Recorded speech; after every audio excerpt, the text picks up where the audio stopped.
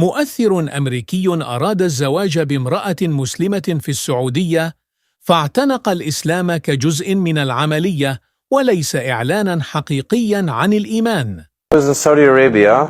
I met a woman there and I decided that I wanted to get married, and so as a part of that process it required me to say the Shahada, to accept Islam.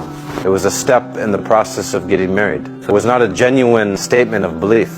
No, it was a step to get married. That was the first part of my journey to Islam.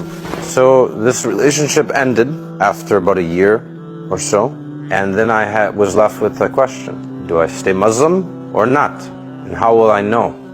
I decided to make Umrah, and I thought this is the holiest place to Muslims, so there I should gain some clarity on whether Islam is the truth or not, or whether I want to be Muslim or not. So I went there expecting some flash of light or some spiritual transformation, but in fact the opposite was my experience.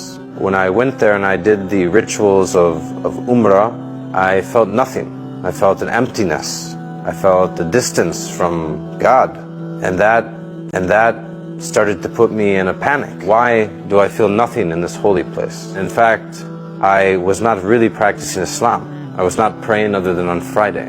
So I realized that if I wanted to know if Islam was the truth, I had to genuinely practice and learn what is Islam. At the end of that night, which was a difficult night in the hotel, reflecting, I said, when I go back to where I was living at the time in Abha, southern Saudi Arabia, I said, now I will start practicing Islam, and then I will know. I will see. So I started waking up every morning for Fajr, going to a small green mosque. I started learning the Quran. I stopped doing things that Islam told me were forbidden, smoking being one of them. And all of these things, once I had the intention, a sincere intention, Allah made it easy for me. Then I started to see the transformation in myself. From that point, it was a continuous series of blessings. The more I practiced Islam, the more blessings I found. And it was how Islam can transform. إنك لا تهدي من أحببت ولكن الله يهدي من يشاء وهو أعلم بالمهتدين.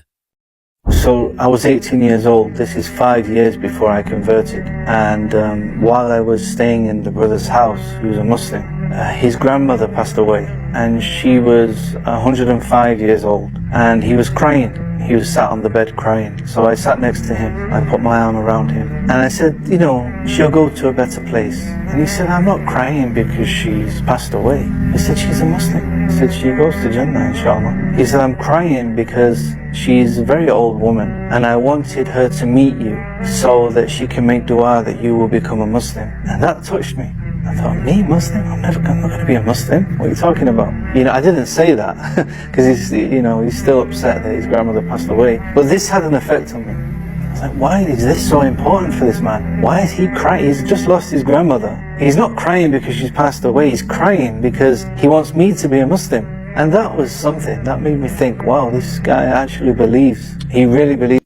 طالبة ماجستير في الفلسفة ترد على ما كان يعتقده العالم ستيفن هوكينج حول الإله والكون. Personally, I like challenging the idea that science and religion are at ends, and I think it is incredibly interesting sociologically that science is often synonymous with atheism. Stephen reduces religion to the belief about a man in the sky and says that, of course, the man doesn't rule the universe. We've proven that scientific laws do. But Stephen fails to ask, what's behind those laws? What's pushing those laws? What created those laws? Where did they come from? Why do they exist? Why are they like that? In the philosophy of science, this is called metaphysics. And it's a very real and important, ongoing empirical discussion.